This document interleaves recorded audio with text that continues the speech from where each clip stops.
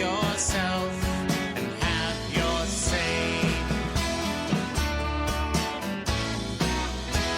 The walls are thin, sirens blare, the tables sit near folding chairs, the stage is set with paint and glue, and love went into every screw. The light shine bright on every star, they come to play from near and far.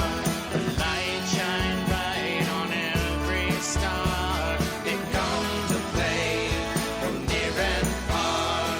The listening room, the hearing room, a place to find a home to play. The listening room, the hearing room, express yourself and have your say.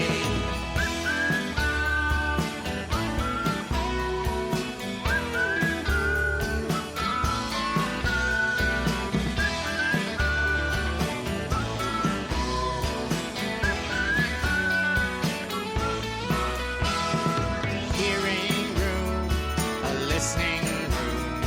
You're welcome here, so have no fear. The hearing room, the hearing room. Come in, my friend, where art can bloom. And welcome to the Woodshed podcast. I'm Aaron Tornberg, and I'm here today with Doug Farrell, so we will be talking to him in just a moment. And I wanted to mention the hearing room because that is where we are focused on. That's where our home is. And the hearing room is always in need of volunteers and people who have ideas, especially during the pandemic, on what we can do, different online activities that might work. So please check us out at hearingroom.net and you can maybe get involved. We also are looking for a new building, because we got rid of the old one in order to save money during the pandemic. So please check it out at hearingroom.net. You can find out all the updated details about what the hearing room is doing. We do things like this podcast. We have open mics. We have jams even we're working on. We're trying to deal with some jam software and see if that works. We have a spoken word evening still. All these things are still going on. They're just going on via Zoom. So anyway, you should check it out. Again, hearingroom.net. I also want to thank the Greenville Junction Shoppy. That's Greenville, Junktion, SHOPPE. The Greenville Junction Shop is an upcycling shop where they have stuff that you might want. You can purchase it there. That's gently used items like furniture. There's electronics. There's household appliances. There's books. There's records. There's all kinds of things you can find. And when I say records, I do mean vinyl. They have all kinds of stuff there that you might be interested in. So check out the Greenville Junction Shoppy, Junktion, SHOPPE, which is in Greenville, New Hampshire. They will be opening the store this week. So you can check that out by going to Facebook, looking up their name, and you can get the Greenville Junction Shop in your brain. You can go find out what it's all about. So today I am talking to Doug Farrell, and Doug has been to the hearing room a lot. How are you doing today, Doug? I'm well. Thanks, Aaron. Thanks for having me. Yeah, no problem. I'm glad to have you. And Doug is a member of a band as well called Decatur Creek. But what can you tell us about where you're from, Doug? Wow. I'm from a bunch of places. Okay. It started just outside of New York City. It went to upstate New York. It went to Toledo, Ohio. Then it went to New Jersey. Then I went to Texas, then I went to North Carolina, then I went to Minnesota, then I went to New Hampshire. Wow. But most of my life, my young life, high school was growing up in New Jersey. I landed there around 12 or 13 and stayed there till I was about 26 or 27.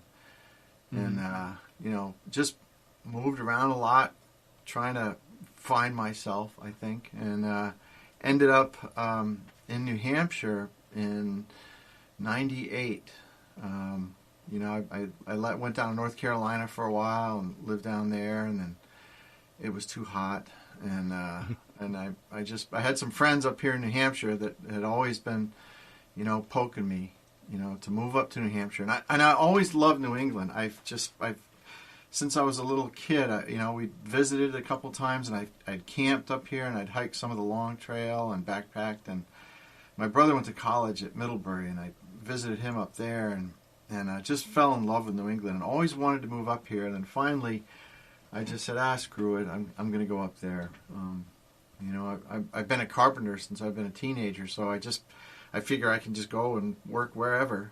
And I landed here in '98, and I still just drive around New England going, oh my God, it's so beautiful. I can't believe I live here. Yeah. Yeah. Are you still a carpenter? Is that still what I you do? am. Yeah. Yeah. Wow.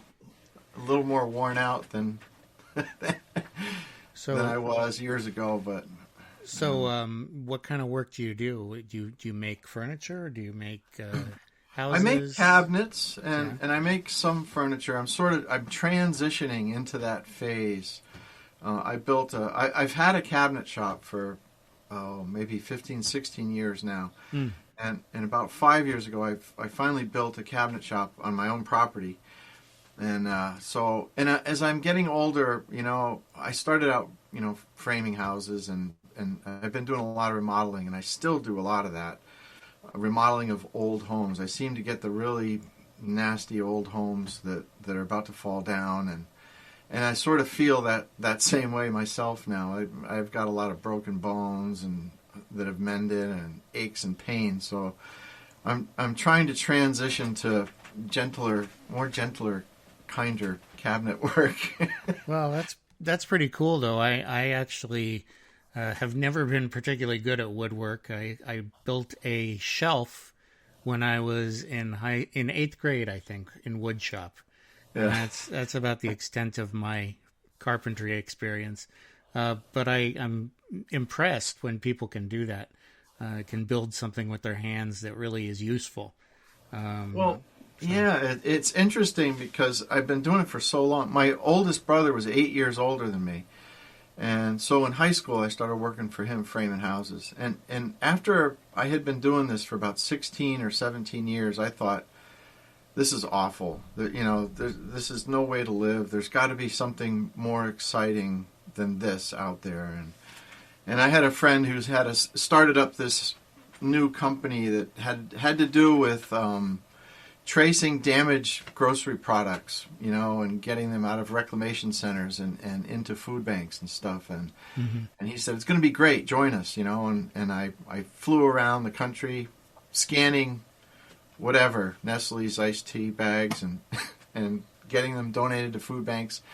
And this went on for a couple of years, and I thought to myself, oh my God, this is awful. And but I was doing pretty well, and they were about to give me an office, and I got scared, and I said, no, I really need to go back to carpentry. And then, it renewed my appreciation for carpentry, and I figured that whenever I was, miserable with it, it was a fault of my own mind and not exactly the job itself. Right. So I do love it still. I love walking out into the shop and building stuff, and it's just I'm blessed to be able to do that. So you built your own shop, and what does that mean? Do you have like saws and nails and stuff like that? Yep. I mean, when you say carpentry, to me that means nails, right? Just hammering things into the hammer and nails. Yeah. But it's more than that, right? It is. It's so much more. I thought I was a carpenter when I was framing houses, and then I went to work with this old World War II vet who'd been a carpenter his whole life, and he was a tough old bird, and he said, "No, you're not a carpenter. You're not a carpenter until you know everything about this trade."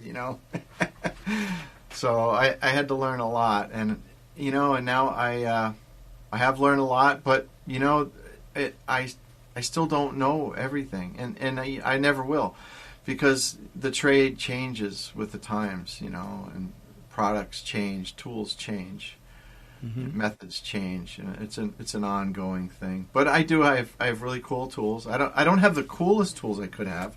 It's a disease like guitars. Right. You can spend a fortune if you want to. Yeah. I know. It's never ending. It's I look at tools, I look at guitars, and I'm doubly cursed. Yeah. My wife Donna, oh my God, she goes crazy. Yeah. Well, the guitars. When did you start playing those? Well, I think seriously when I was about 12 or 13 was when I started. One of my brothers played guitar, and he had this old Hagstrom 2 electric guitar. Well, it wasn't old at the time, but and I'd pick it up once in a while, and I'd play "Sunshine of Your Love" on one string. I did that. That was something you could do. That's a nice thing about that song. I know. On the A string. Then I think I progressed to 2 strings at some point, but at some point I went with my friend Charlie Miles, and I went to the local library. They were giving some lessons to young kids, and we went down there, and I learned how to play House of the Rising Sun. And I finger picked it. I borrowed this friend's. I borrowed Claudia Kilkenny's classical guitar and used that and learned how to finger pick House of the Rising Sun. And then just I fell in love with playing guitar and kept going, and loved it, So was there a time when you were trying to do just strictly music? No. As a young kid, I was very much into writing. I wrote poetry even as a very young child. I wrote some pretty good poems. And as I got older, I guess it's. I'm just going to put it out there. It's a little personal, but I'll put it out there. I got very much into drugs and alcohol. And, the guitar playing was just, it's sort of everything that I did in life that I had some kind of talent for just sort of took a back seat for a lot of years. And so I didn't take it seriously. I played in a band in high school, and we were awful. It was terrible. Yeah, what was it called? I don't even think we had a name. We played a couple parties and we were working on a name, but the drummer was very good and still plays in a band. And our lead singer, his name is Larry Hackett, and sometimes you'll see him on Good Morning America. He used to be the senior editor for People magazine. He was our lead singer, and he was so good at being Mick Jagger. It was unbelievable. He had all the moves down.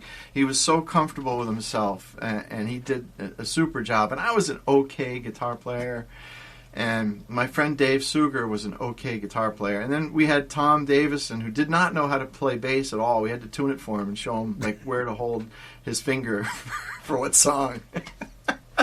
But we played Get Off My Cloud and Brown Sugar and Wild Horses and everything by the Rolling Stones and maybe a couple other Beatles tunes or something I don't remember, but it was a ton of fun. But that went by the wayside, and then I just ended up getting together and playing with friends acoustically here and there, and I never really the writing had sort of fallen off with the amount of drinking I was doing and drugs and cocaine and stuff. And then at some point, I want to say, trying to get sober in and out for years and years, and finally getting sober in 2003, I started writing again, and I picked up the guitar and I started playing, and I sort of picked up where I left off, and and just fell in love with playing the guitar. And even more so with writing. I love to write, and I started going to some coffee houses. The Round Room Coffee House. It was run by a woman named Rose Morse, and she was such an inspiration. I was so nervous. I remember going there and looking through the window of the doors to see how many people were in there. Right. And if there was a lot of people, I would just go home because I was just too scared. Yeah. And then I remember playing a couple times, and she would laugh at me because I was so nervous, and I would be like, "What are you laughing at?" She's like, "It's just funny. You're so nervous, And it sort of deflated the nervousness, and then I figured, I had trouble remembering lyrics, so I figured I better start writing my own songs, because then I'll remember the lyrics. Right. But it didn't work out that way. It actually is still hard to remember the lyrics with your own songs. Even though you wrote it, it doesn't mean it's in your brain forever. No, Yeah. it's not. And it seems to be, getting harder all the time. I don't know if it's getting harder, or maybe now I use an iPad, and I have lyrics on there, and I'm thinking that using the crutch might be, part of the problem too. I think sometimes if you throw the crutch away, you learn to walk a little better. I bet you some of the big artists do have lyrics, except they probably have teleprompters that are in front of them. I think I've seen a couple that do that. And that's a pretty nice thing to have, I suppose. But an iPad works pretty well for those of us who can't afford a large teleprompter. So I remember going to see John Gorka, and I've had friends that said, oh, you have to know the lyrics. You can't look at, a paper, or you can't have an iPad up there. It's so non-professional. I'm like, well, I'm not really a professional, first of all. But I remember going to see John Gorka, and he had this huge manila folder and a music stand, and his pages were falling out everywhere. As he was, just like ours, right? Yes. And he's like, I can't remember lyrics to save my life. And I was like, yes. All right, I'm vindicated. And he's a professional, so there you go. If John can do it, then so can I. Exactly. I think there's nothing wrong with it. So, I think it's easier when you don't have to worry about it. That's for sure. Yeah. But, I think the only problem with it resides in the mind of the person who thinks there's something wrong with it. Right. So. But so you've been writing a long time. You said you had a couple CDs out, right? With those, I do. I put one out years ago. I have a friend, Eddie Motto, lives in Lineborough, and Jimmy Clark and Bob Drew. They hooked me up with a studio and helped me put a CD together years ago, and I had no idea what I was doing, and although there's good songs on it, I don't really give it out to people now. I just don't like it, and some of my friends say they like it a lot, but it's called Handyman Special. And then we have Decatur Creek, the group I play with, which is now Jack Henry and Beth Eldridge and myself. We have a couple CDs out. One is just Decatur Creek. The other one's Rising. And I have a solo CD out, which is called Spirit Man, which was out a year or 2 years ago, something like that. Are you guys playing together still, or because of COVID you're not? We just, within the last couple of weeks, we stopped gigging. Now, Jack and I have some gigs that we're going to do as duos in a couple places, but Beth, she doesn't want to do anything indoors. Right. We were kind of lucky to have some outdoor stuff, and we kept.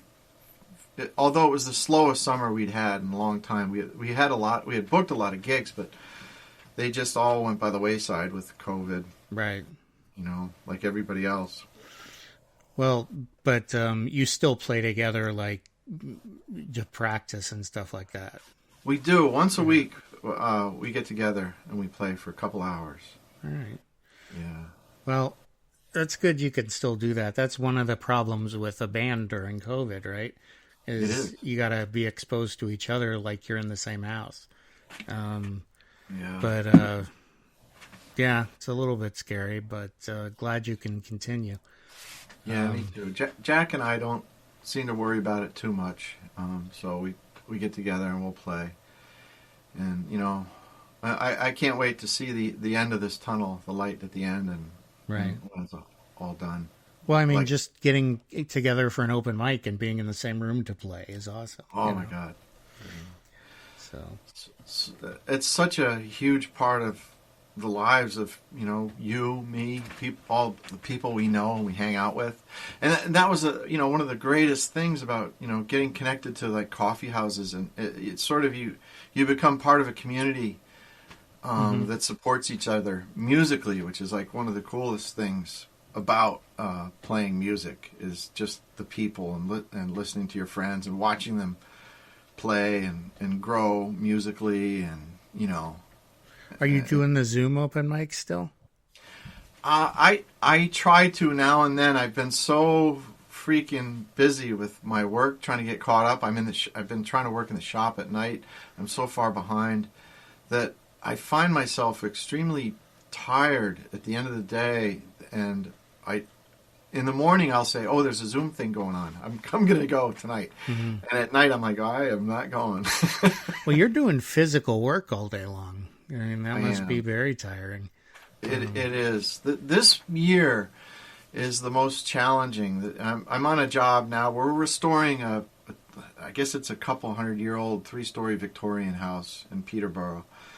And we've got the whole thing torn apart. It's turned into just this nightmarish job where everything we start to do, we end up having to go backwards 10 miles because of everything that we find that's wrong from the past, and it's taking its toll on me. So I just want to play my guitar. Right. Well, do you want to pick a song and play something right now? Okay, sure. All right. Is this original or? It is an original. Okay. And I might do some covers somewhere in here. Okay. I'm not sure. This is the called Spirit Man, which is the title track of my solo CD.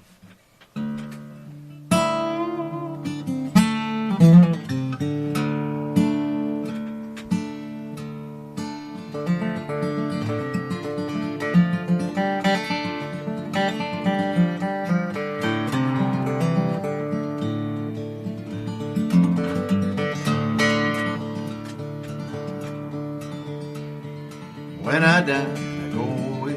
When I reach the end, when I die and go away, we let me home again. We let me home again. Don't you bring me no flowers. Don't you visit my grave. I will be gone, be coming back your way. I'll be coming back your way.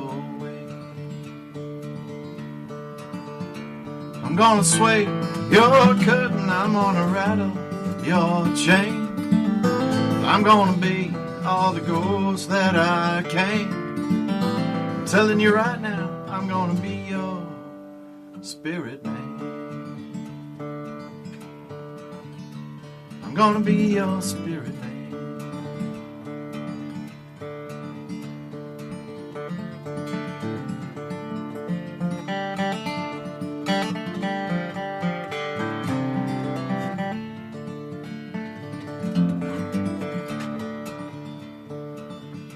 I don't wanna haunt me no grave, don't wanna haunt me no tomb. Gonna find me a way and get back to you. 'Cause I'll rise again like a morning dove. You can bury the man, you can't bury the love. You can't bury the love. I'm gonna sway your curtain, I'm gonna rattle your chain. I'm gonna be all the ghosts that I can. I'm telling you right now, I'm gonna be your spirit man. I'm gonna be your spirit man.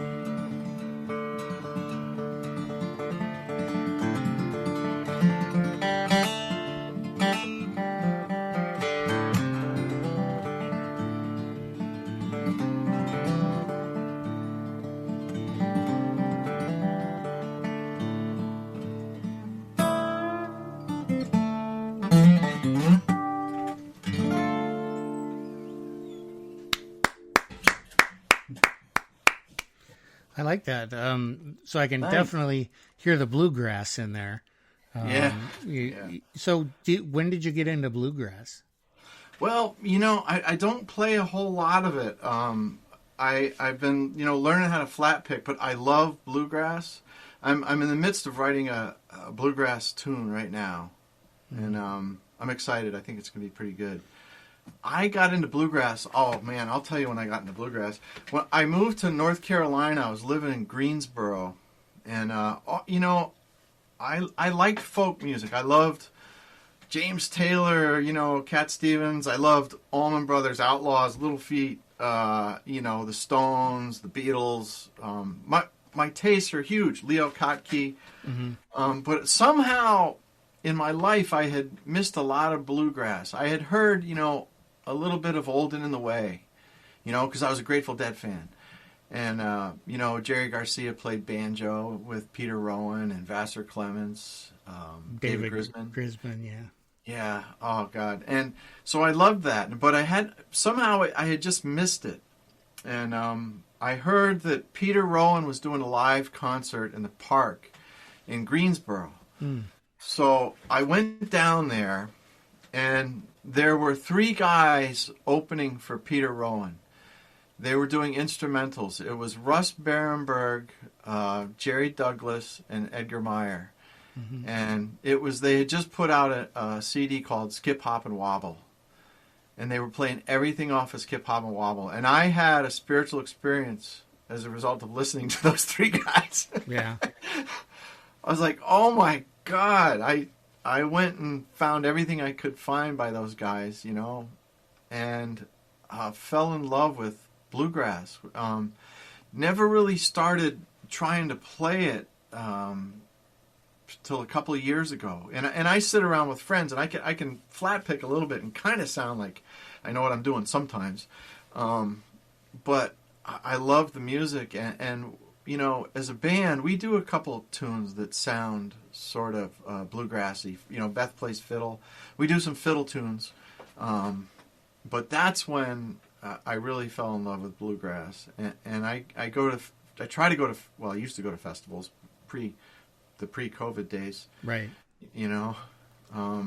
And that is another of my favorite things to do, is to go to festivals and just hang out with friends and play. But when you go to the festivals in North Carolina, aren't there a ton of them down there? There are. Yeah, you could probably go one a week, right? Yeah, during the summer.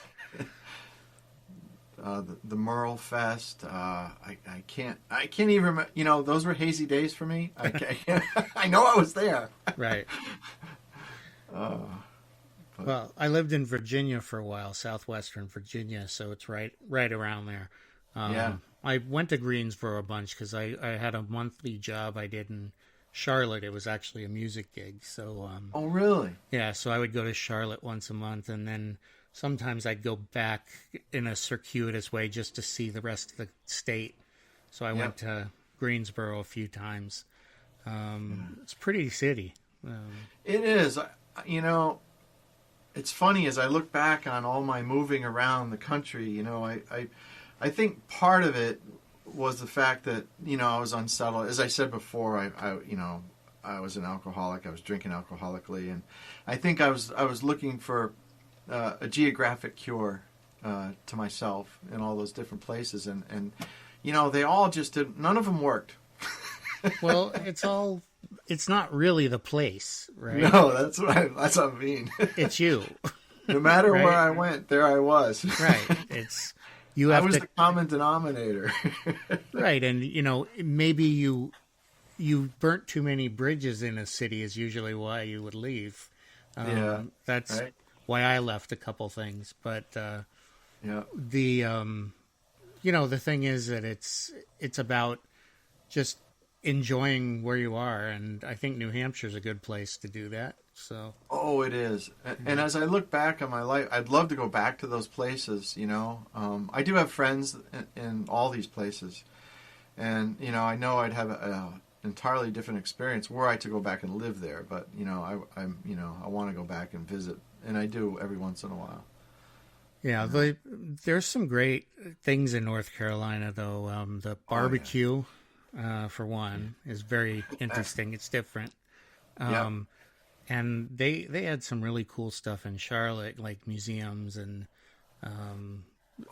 there was like a science museum that I used to go to occasionally. Lots of cool stuff. So,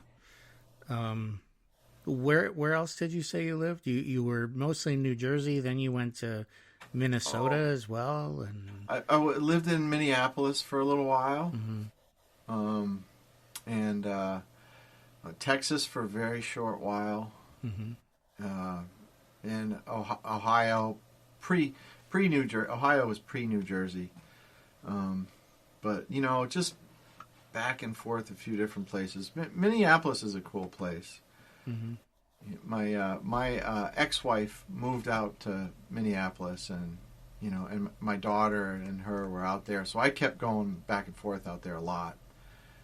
And but finally, ended up in New Hampshire in '98, and here I've stayed. Well, it's a good thing. It is a good thing, Good thing to develop the roots, right? And then you stay there. Yeah. Yeah. But I actually wrote a song about something about roots. Let me grow. Let me.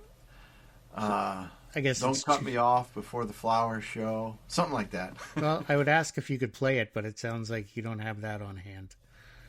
But, I probably can. I can cheat. I can. Oh, you can. It's not cheating. Right, it's not cheating. As we've discussed. I'll tell you what, I haven't played this song in quite a long time.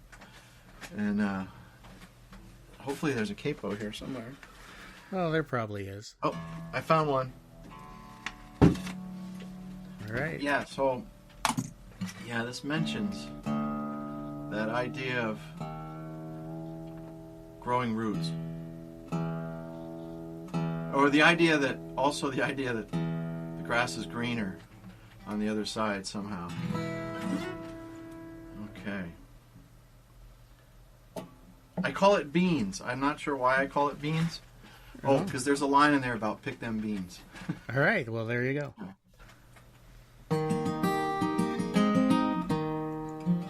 I think this might have been like the second song I ever wrote.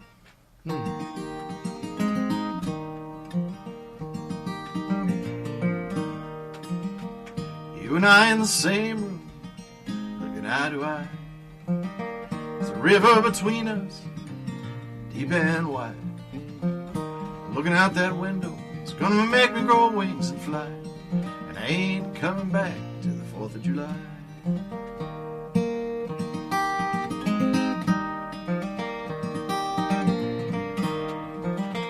You and I in the same car, looking straight ahead. Wall of music between us, nothing being said. Each of us is wondering what's in the other head. It's all that junk we're keeping hid. Why do I stay here? Why do I stay?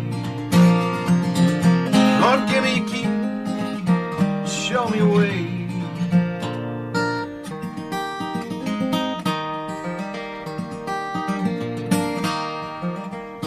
Here I am again, another town, thinking my brown grass was not so brown. So tie me up, knock me down, let my roots reach the ground. Let me grow, Lord, let me grow. Don't cut me off for the flower show.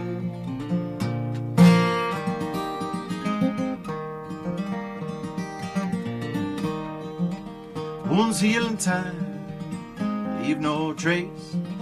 Time forgets how you got hurt in the first place.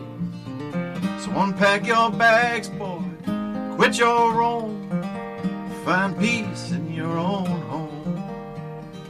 And sow the seeds, and turn the soil, pick them beans, and feel the joy. Get on your knees at the rise of the sun. Thank your God when your day is done.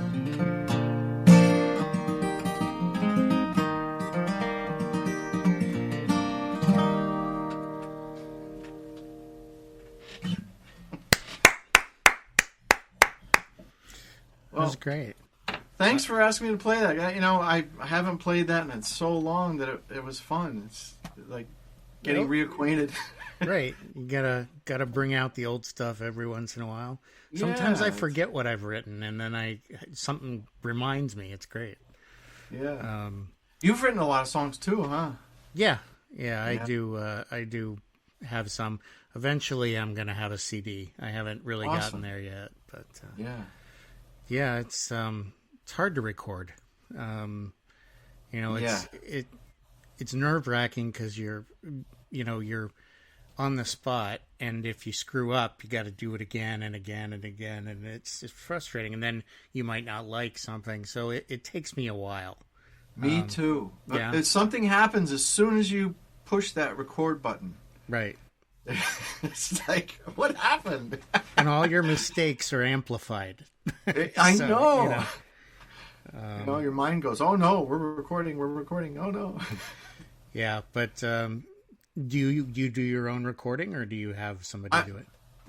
You know, I try. And I'm very bad at it, and I'm in the midst of building a room where I can record in. And I'm bound and determined to learn how to record, especially with all this COVID stuff. The three of us can't get together and record in the same studio that we've been using, which is Loud Sun Studio in Jaffrey with Ben Rogers. He's a great guy, but he'll only have 2 people at a time now, and we have a lot of new stuff that we need to do. Beth and Jack have new songs. I've got a ton of new songs. And so I was trying to learn Pro Logic or Logic Pro. Right.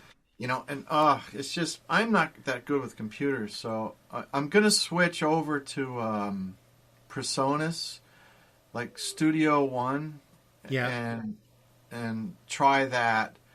And I'm determined to do it somehow. Yeah, I do simple stuff. Like I go with like GarageBand or Audacity is what I usually use. I know a lot of people use like Pro Tools, but it's a lot of money. And Logic costs not a ton of money, but it costs money, and it's a high learning curve, like you've found out. But Audacity and GarageBand aren't that hard, so you might want to check out some of those too. And PreSonus, I have a PreSonus device. So I could probably do that, but I haven't looked into that one yet. Is it pretty easy? Well, the guy that did our recording suggested he thinks it's really good. The Studio One, he thinks it's very easy to use, and he's actually going to use it in addition to his Pro Tools because he's got a lot of friends who are doing it. Mm-hmm. So I can actually record with the Studio One and send my files to him, and he can help me, to master them or whatever needs to be done. And I'm also not a Mac guy. I have one that I bought just for recording, and I'm confused still to this day by Macs, and so I'm going to use a different computer. And I enjoy it. I'm excited about the idea of learning how to record. When I can record just a couple little things, I get very excited when I learn things. But it's been too much stuff to learn for me. The Logic and when we go to the studio and when I see Ben do what he does, it's like, oh my God, it's just, he's so good. It's just. Well, it's also hard to record yourself because you have to, first of all, you can't listen to yourself while you're singing, right? So when you're in a studio, the person in the studio is listening, so they can hear you, and so they can stop you if something's wrong. But I won't stop myself, and then I'll listen back and I'll go, oh, crap, I screwed that up. But So it takes a while for me to do it at home, but a lot of starting and stopping happens. Yeah, me too. But I'm actually doing the same thing you are with recording at home and sending it. And I use Doug Quartler. Oh, yeah. I know Doug. Yeah, Hollow Body Studios. Not well, but I'm a fan of his. And yeah, he's good. is it Susan? Susan Levine, yeah. Yes, yep. They're great. Yeah, so, but nice guy. Doug does a lot of recording for people around this area, and he does a good job. So. Yeah, he does. He does. He had asked about recording, and it was just too far for us at the time. You know, we were working with Ben, who was close. Yeah, well, Doug's not too far from me, so I just can manage that. Well, why don't we take a short break here? Sure. And then maybe come back with some more music and some more talk. And we're speaking today with Doug Farrell, and he is a man of many talents, a carpenter, a musician, and writer, all kinds of things.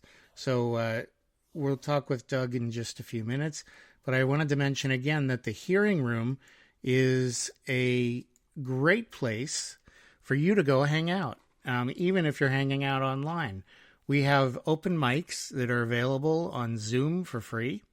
And so the way you go and find them is go to hearingroom.net, and everything should be listed with all the Zoom links and how to go virtually to these open mics, jams, and spoken word evenings.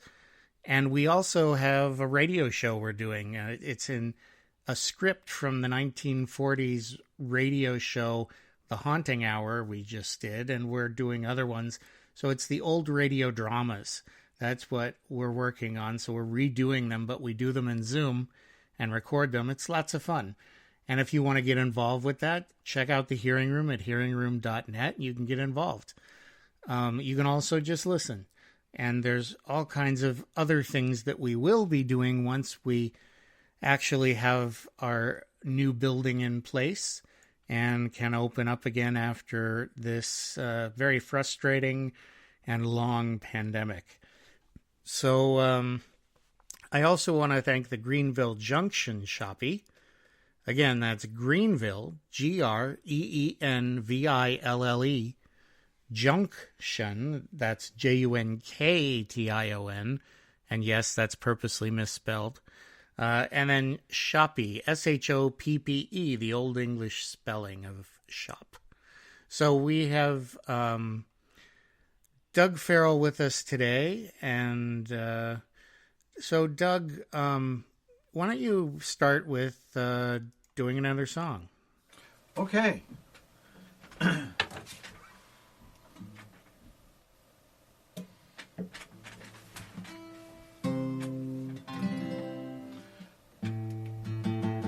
lot of my songs are tend to be dark, but lately I've been changing that. I've been adding some lighter songs.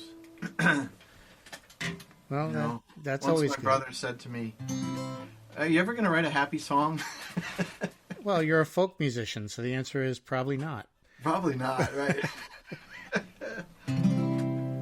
Let's see. This is called "Crazy Game."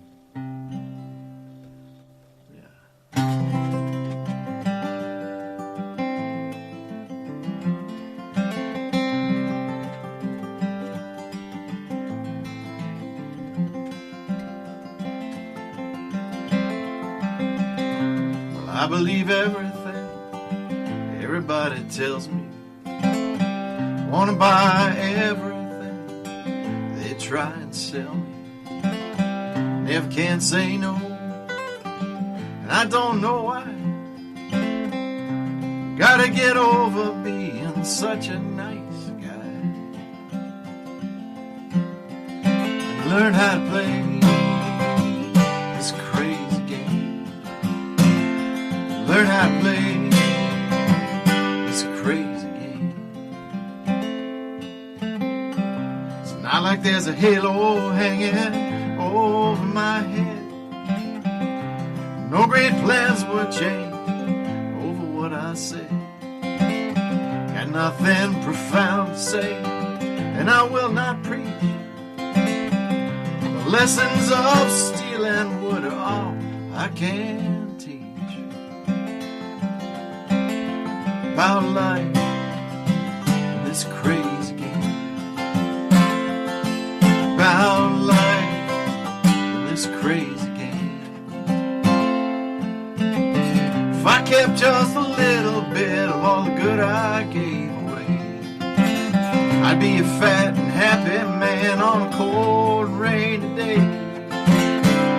The day I find that I don't come first, it's the day I learn how karma works.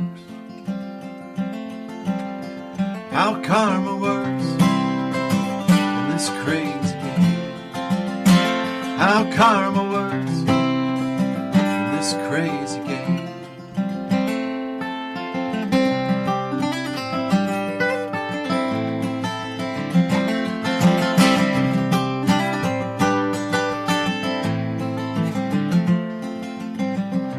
I might win, and I might lose.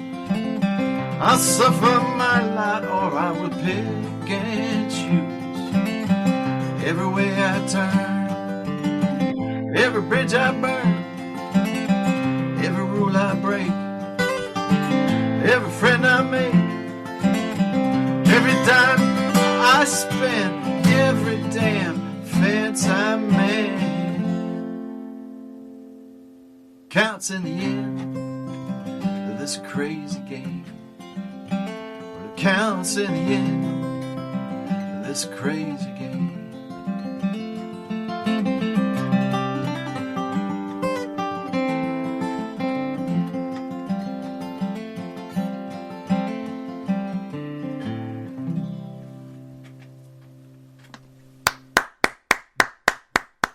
Thank you.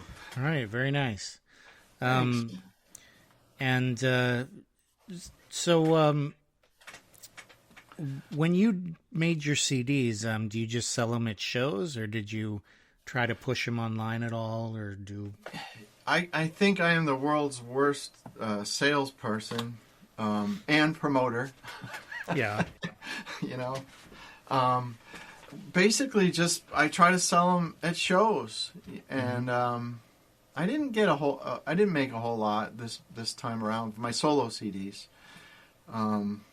but they're available. You know, you can. I'm on Spotify and iTunes and Google, YouTube, all that stuff. So you can listen to them. You can buy them online. You can download them. And where do people go? Where would they find this stuff? Like, is there a website or something? Oh, there is. DougFarrellMusic.com. www.DougFarrellMusic.com. And that's Farrell, right? Yes. Doug. Yep. Farrell.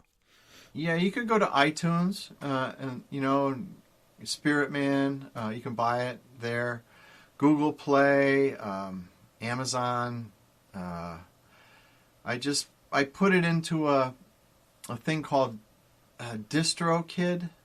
Mm-hmm. It's a music service that handles your stuff, and they take care of everything, and it's pretty cool. And yeah. And every once in a while, I'm on the radio here in New Hampshire, either at solo or with Decatur Creek. It's pretty cool. NHPR does the folk show on Sunday nights up here. Mm-hmm. And I remember I was driving home from Rhode Island, and I was just going through stations, and I ended up back in New Hampshire on a Sunday night, and I was flipping, and I found the folk show, and one of my songs came on when I was driving. Wow. That's cool. I was so excited. I started calling everybody, and nobody was home. And apparently I was speeding, and I was driving down 101 in Milford, and a cop pulled me over. And he says, "Hey, you're you're going a little fast. What's going on?" And I said, "Well, honestly, I'm a songwriter, and I was listening to the folk show, and one of my songs came on, and I guess I got a little excited, and I was speeding." Did He just kind of looked at me and said, "I'll be right back." And I could see in my mirror he was walking back to his cruiser. And then he did a little 180 halfway to his cruiser and came back to the window, and he said, that's just too far out to be a lie, so I'm going to let you go. Especially because it's a folk thing. Right. Right. If it was heavy metal or something, it could have been a whole different story. Right. That's cool. Yeah. He let you off. Yeah. So, do you have kids or? I have a daughter, Maya. She lives in Texas now, and I have a stepson. He's my son. I call him my son. Morgan, and he's in the Navy. He's off in Japan, and he was going to come home for December 2nd, but with the COVID thing, they're going to keep him over there. Which Yeah, I can understand that at this point. Yeah, but he's probably safer over there right now. I think he is. Yeah. But my daughter and her husband, they live outside of Dallas. They just moved there in September. But I'll see them around Christmas. I wrote them a song for their wedding, which is pretty cool. They were happy about. Well, do you want to play that? Yeah, sure. All right. Let's hear it. This is called Two Lights. Let's see.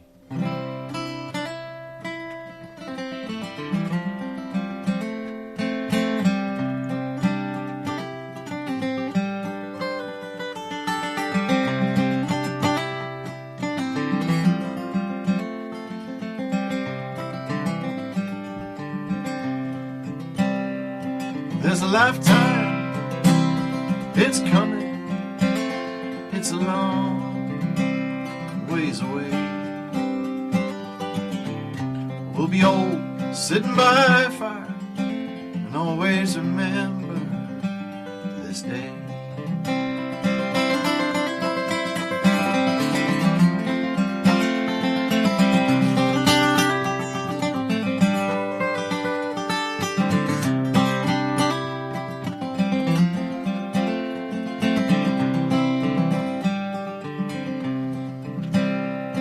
This road will bend, this road will climb. Never the twain shall part, while there's two lights to shine. Shine your love light, shine your love light with mine. 'Cause all the world's a little brighter when there's two lights to shine.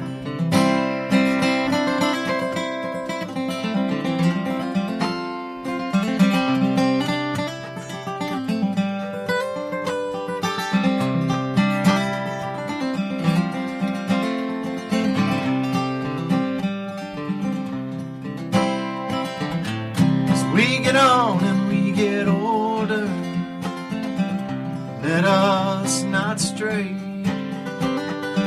There's only half a world on a shoulder when there's two to carry the weight.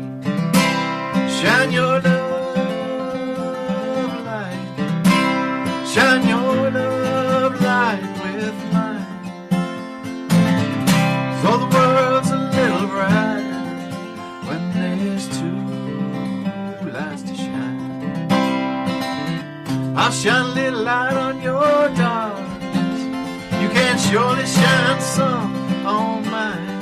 And all the world's a little brighter when there's two lights to shine. Oh, the world's a little brighter when there's two lights to shine.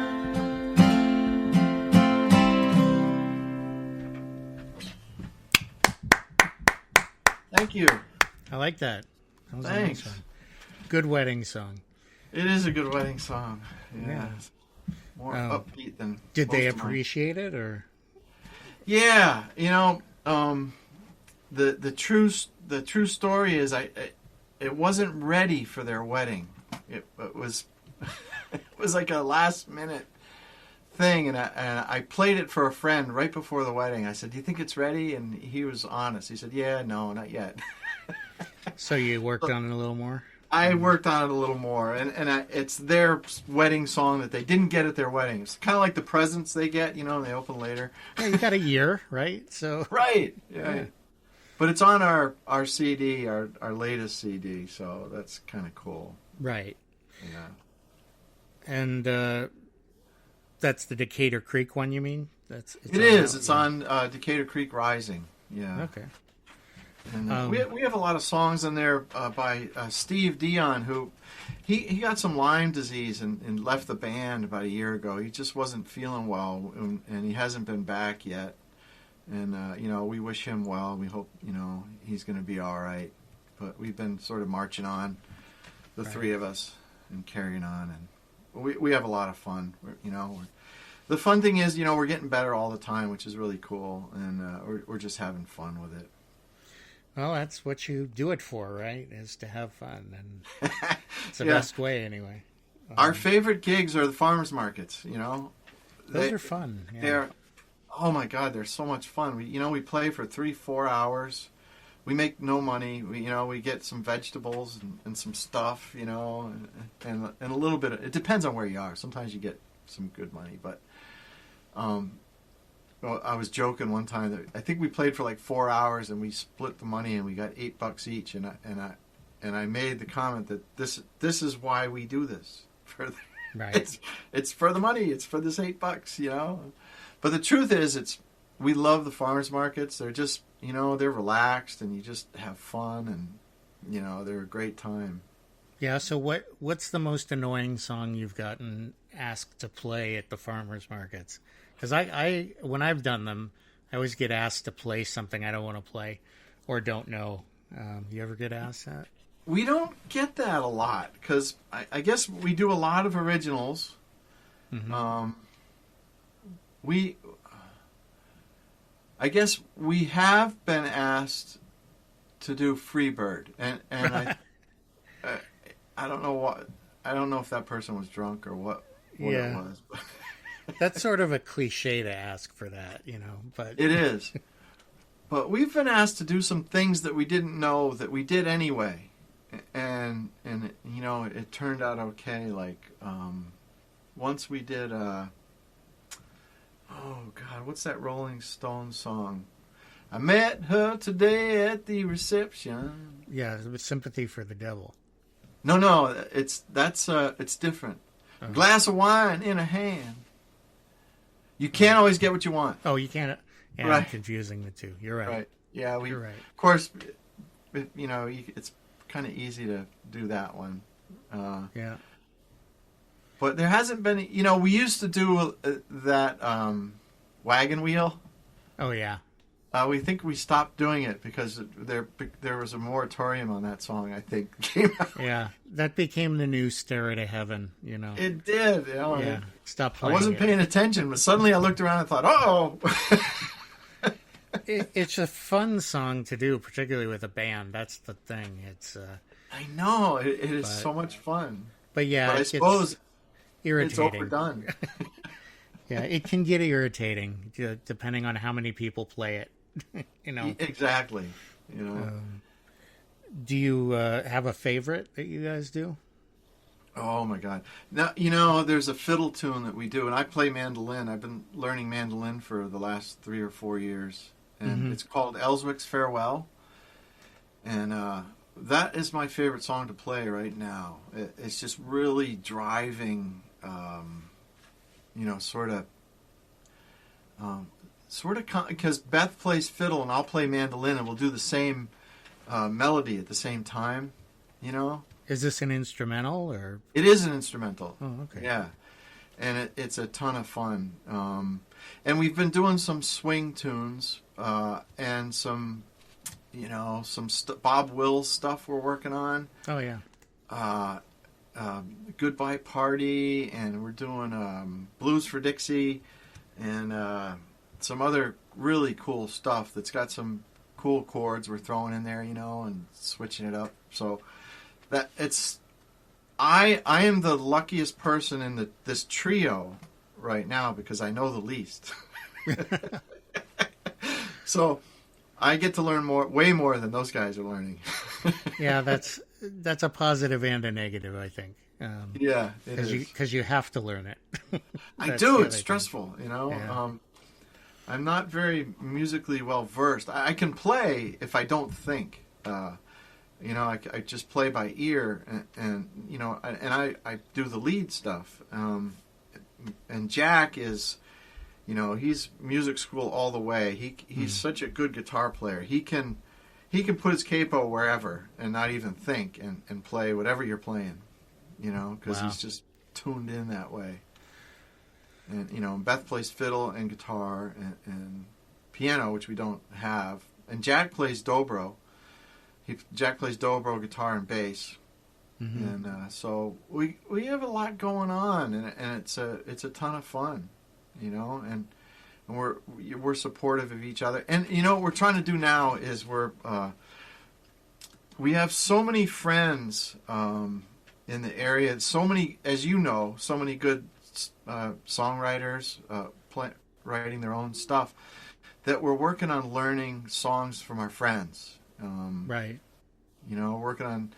We're doing a Bill Walston tune. We do one by Doug Hazard, who lives up north. We're learning a Carl Beverly tune. We're working on a Pat Keneally song. We want to do a song by our friend Steve Zeldow. There's so many to name that we want to do. We want to honor our friends, while we can, and play their good stuff, which is pretty fun. Yeah. Well, I know Carl Beverly actually was on this show, and he had an interesting story about his grandfather, which Louis. The strongest man. Yeah, strongest man in the world from, I think it was Nova Scotia. Was that it? Newfoundland. Yeah. I was close. Yeah. Yeah, that's a great song, and it's true. He was at one time, I guess, considered the world's strongest man. Yeah. Yeah. And there's a lot of good singer-songwriters out there. Do you have something else that maybe one of your favorites that you like to play that you wrote? Oh, yeah.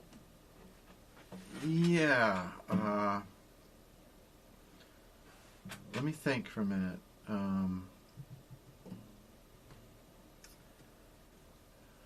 Oh boy. I have a list. I started writing a list of songs that I might play, and I have like 60 songs, and the list went on and on and on. You know what?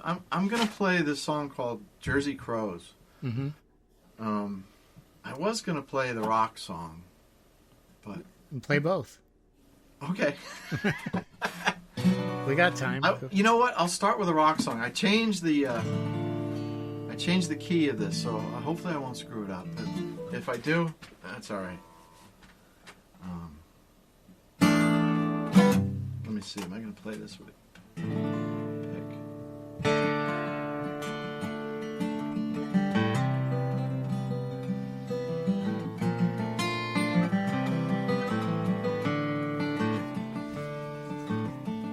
I was happy in the ground, didn't want to be found, one of many, no less and no more. Eons gone by, I had never seen the sky, one more piece of iron ore. I'd seen the cat, and it had taken down the deer, left nothing but the bones.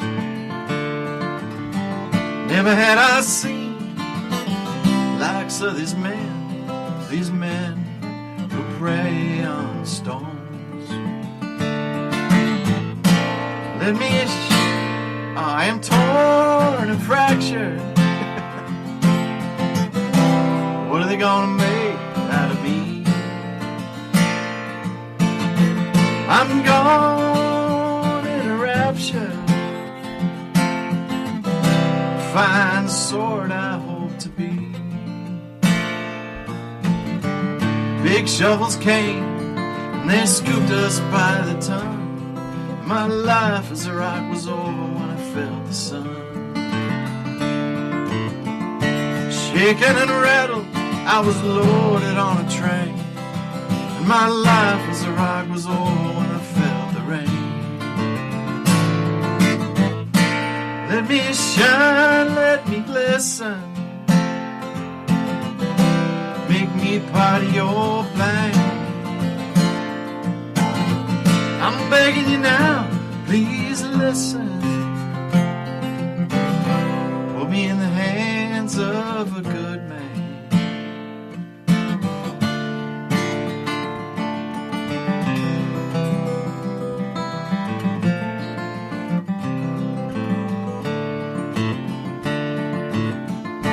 Now I'm sharp and I shine in the sun, and the work of war is never ever done.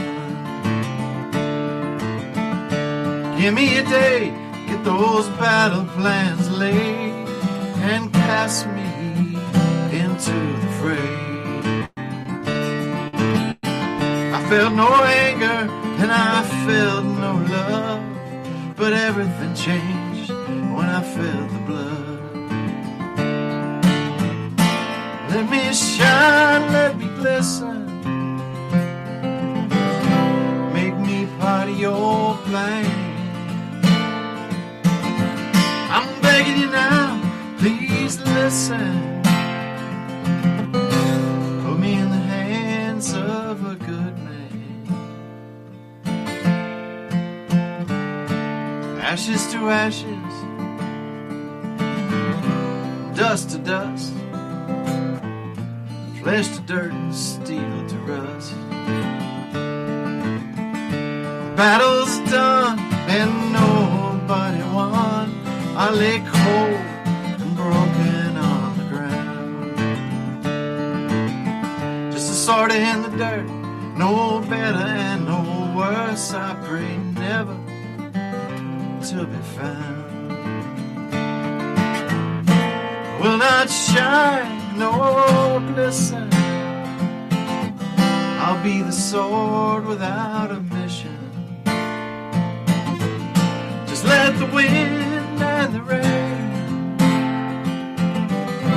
take me home again.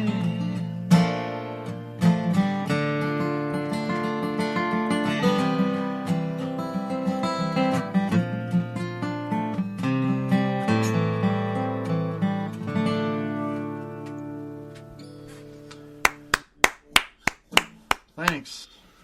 That was good. That was my song about the life of a rock. Yeah? Yeah. And about war and ego.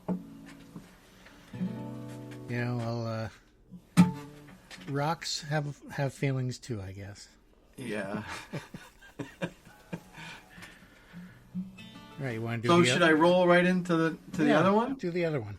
Okay, so this is a song about Jersey crows. Crows specifically from New Jersey.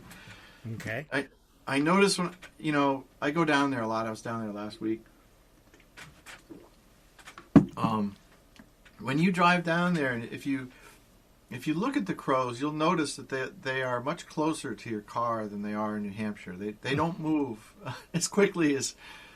They're not as scared as New Hampshire crows are. They're just sort of city crows, They're hanging out, eating whatever there is by the side of the road, and they're like, screw you. I'm not afraid of your car. They're thug crows, right? Yeah. So that was the inspiration for this tongue-in-cheek song about Jersey crows.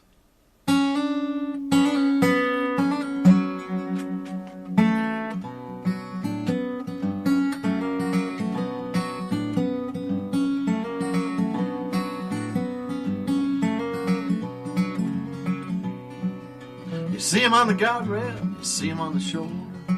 Jersey crows are just a little bit bolder.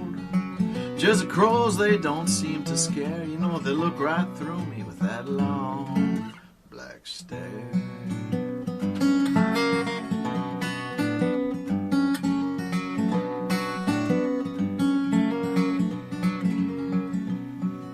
This Jersey highway, it's a cold, cruel world.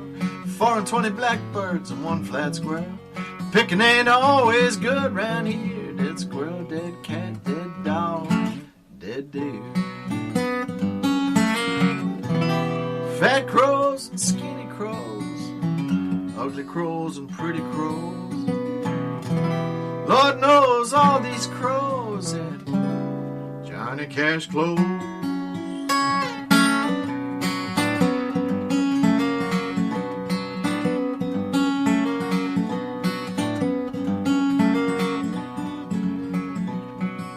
Jersey crows are like you and I, looking down on life from way up high.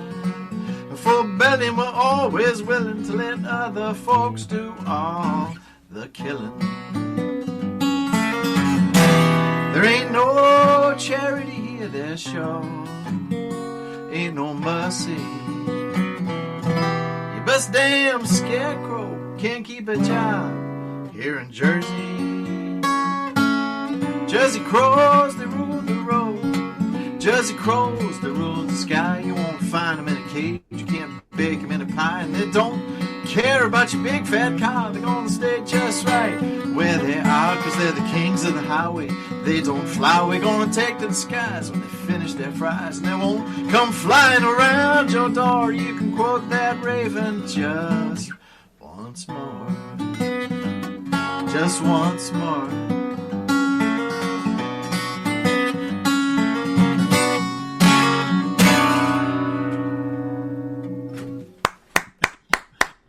I like that one. That's pretty funny. I like the Johnny Cash line. Yeah. Crows dressed in black like Johnny Cash.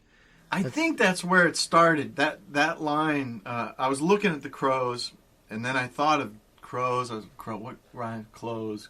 Oh, Johnny Cash. Oh, my God. So for that was I had to write the song sort of around that line, and that's kind of what I do.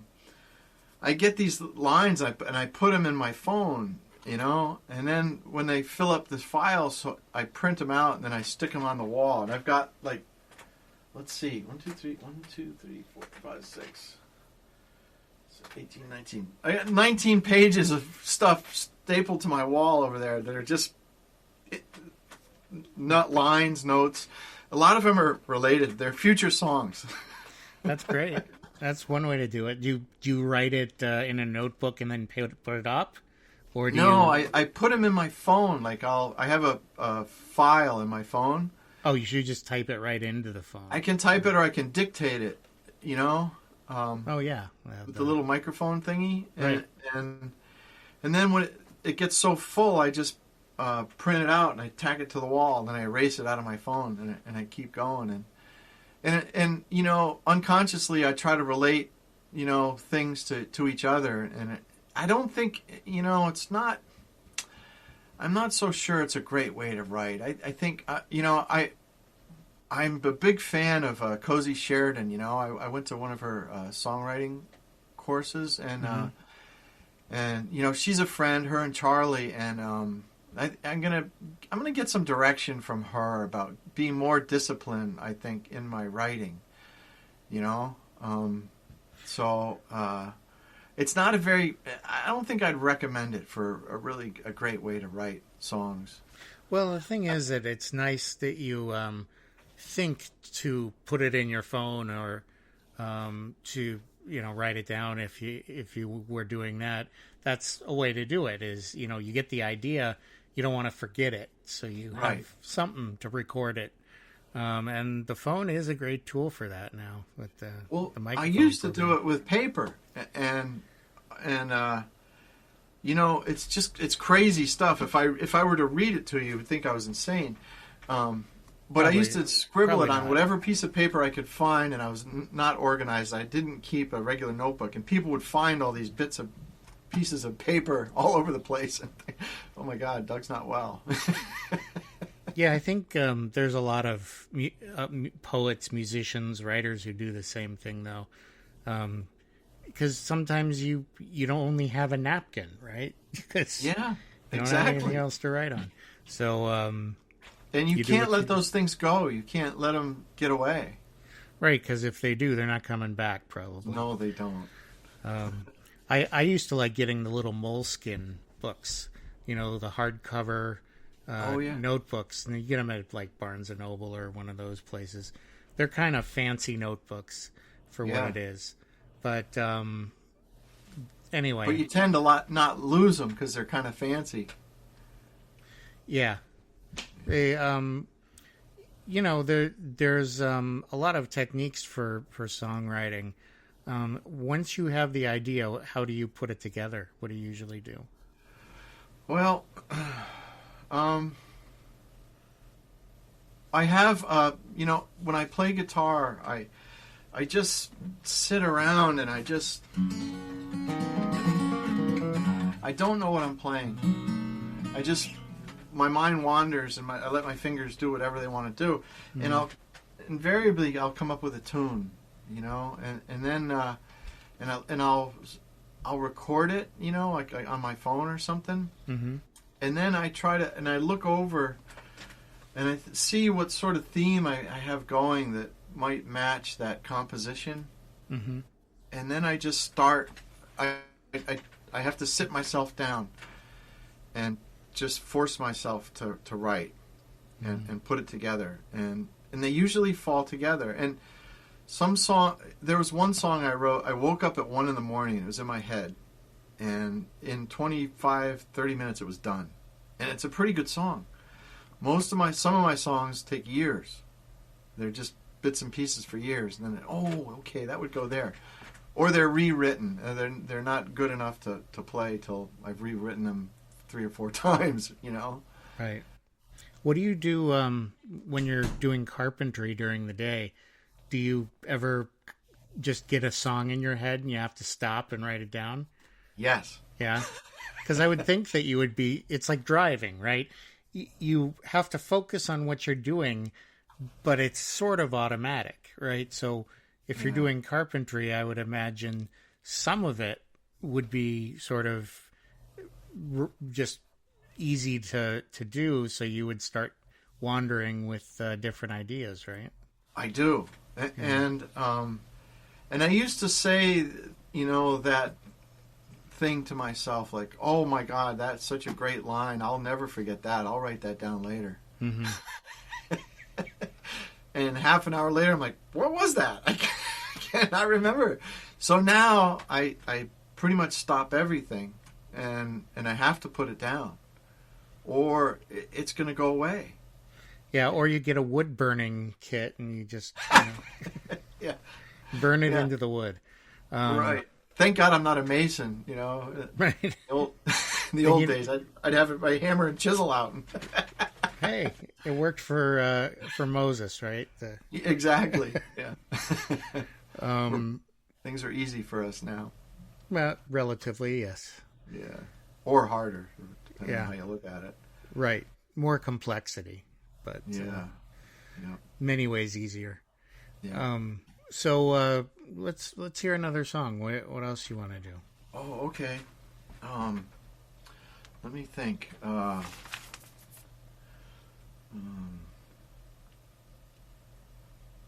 You know what? I'm gonna do a cover tune, All right. and I hope I don't screw it up. But I like this song. It's an instrumental. And who's this by? It's by the Greg Allman. Oh, okay. And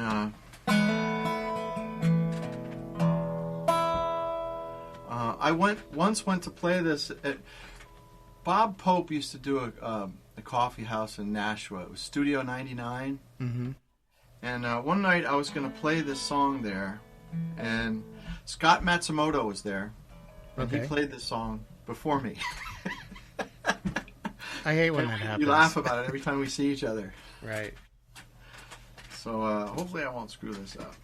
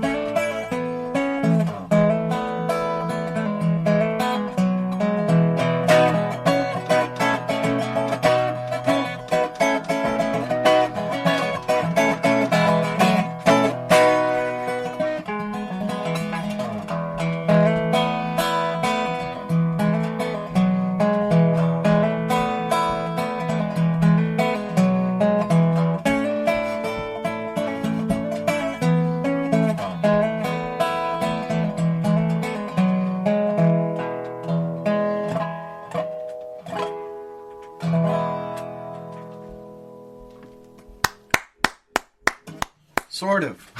That was good. What was the name of that again? Do you remember? That's called Little Martha. Right, that's it.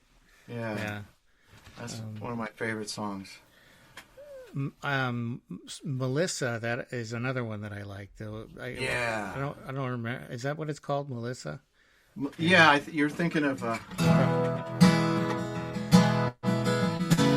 that one. Yeah. Yeah, that's a good one too. That's a beautiful song.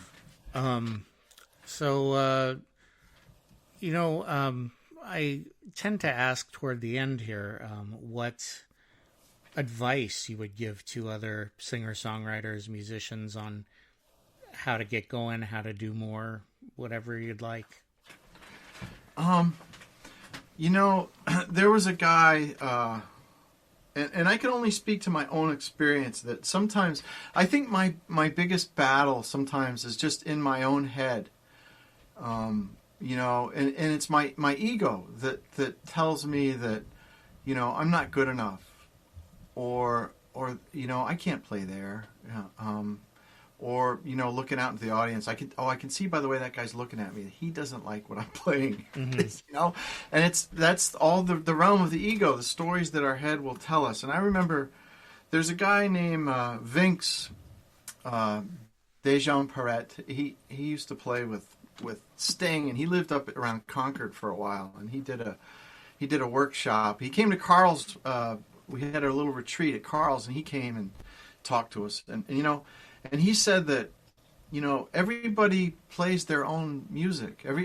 Nobody plays, Aaron, what you do. Mm-hmm. Nobody writes your songs but you. Right. And everybody that plays it, I do it for the fun of it. I have no illusions that I'm going to make any money at this or be any kind of famous singer-songwriter or anything. I do it because of the friendship I develop, and because when I hear other people play, I am inspired to emulate that, to do it too, like listening to a bird sing, and I think for the longest time I held back out of self-centered fear, and didn't put myself out there because I was afraid.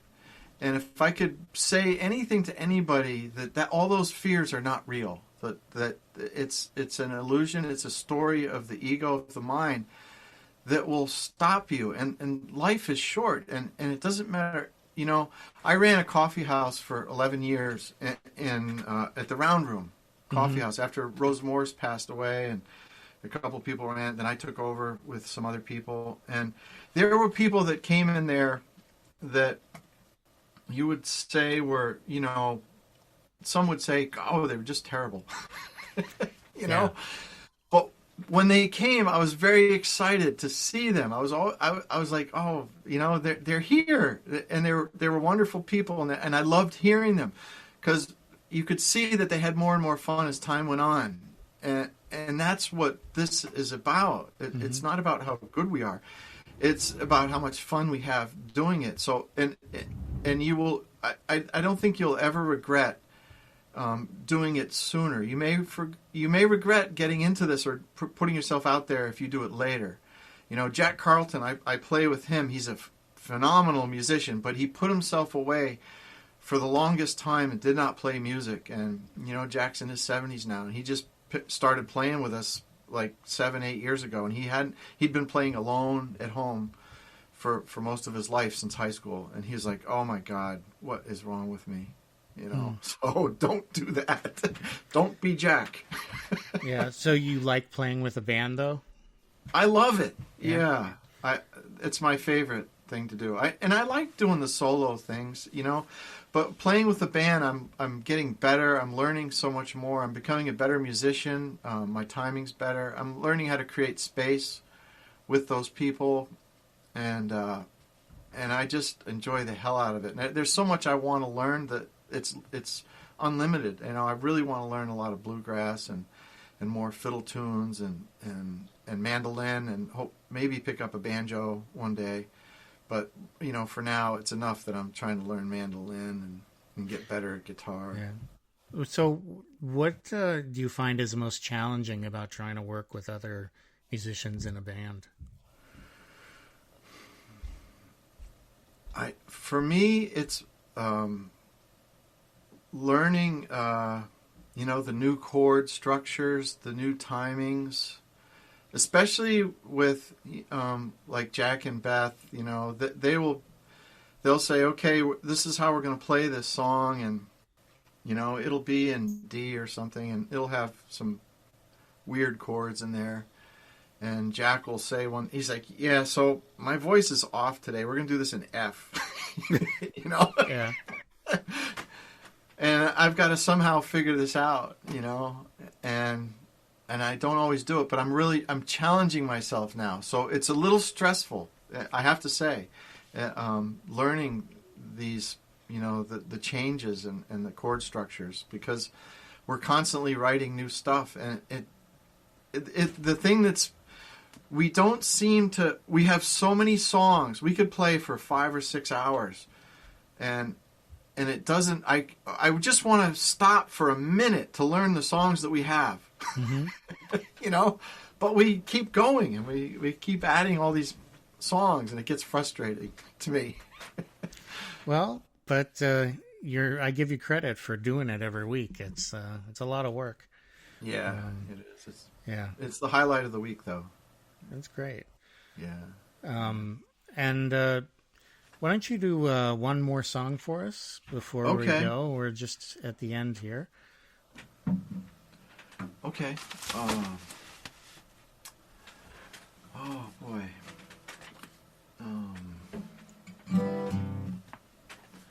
Let's see. Okay, so this is actually, it's a new song that I'm going to do. It's called Walls, and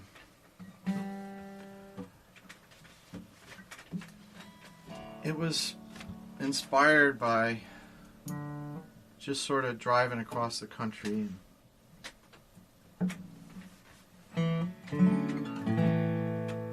Here it goes. All right.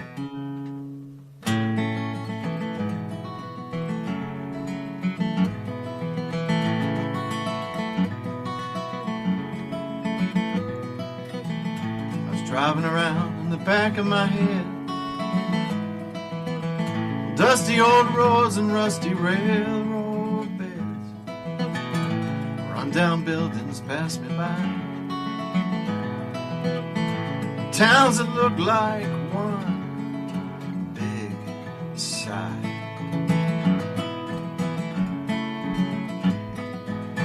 And I drove by the bottles and the bones, the scattered shards of broken homes. Laughed and I joked, but really just wanted to be left alone.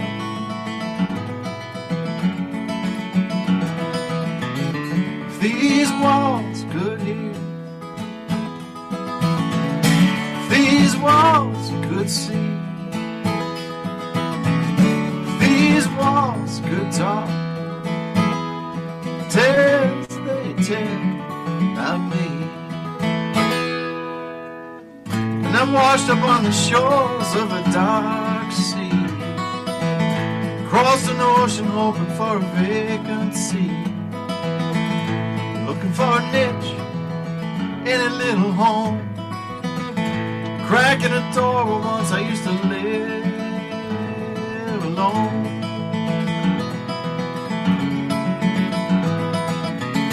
These walls could hear,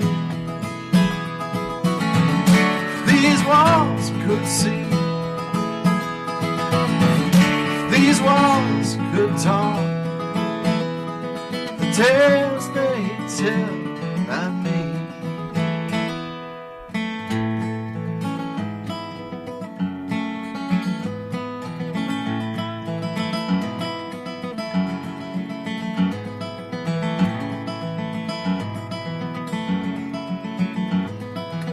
Without love, I'm like a scout without a knife, and I love you like a boy loves a dinosaur. And I'm gonna make the most out of life, then I'm gonna squeeze it some more. If these walls could hear, if these walls could see, if these walls could talk, oh, the tales they tell about me.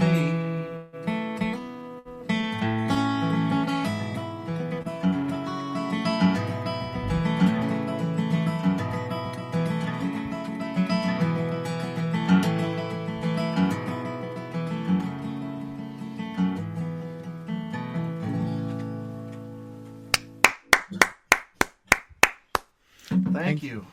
That was great. So thank you for doing this. Thank you, Aaron.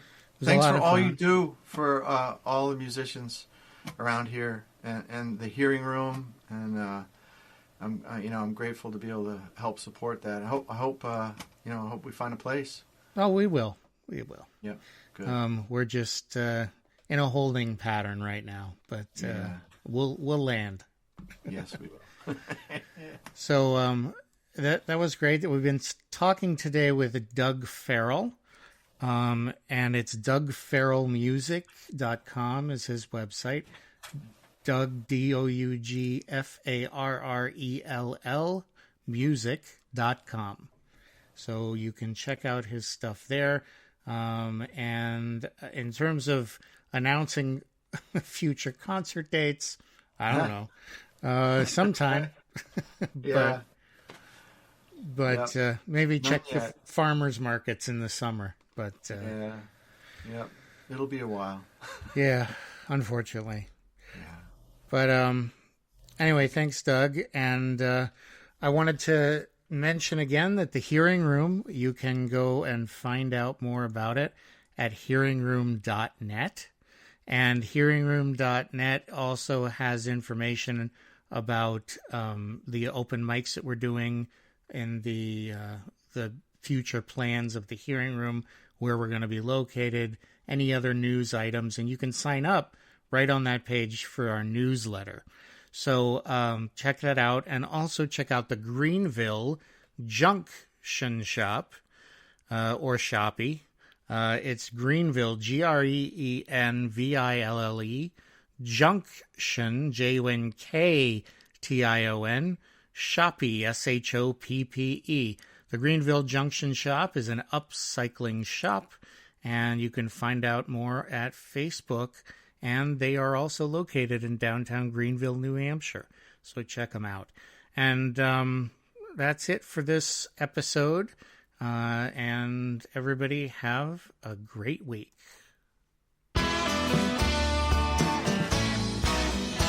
If you start with a dream and share it with some friends, the idea deepens and grows. The dream takes shape, it has form and substance, a community soon arose. A listening room, the hearing room, a place to find a home to play.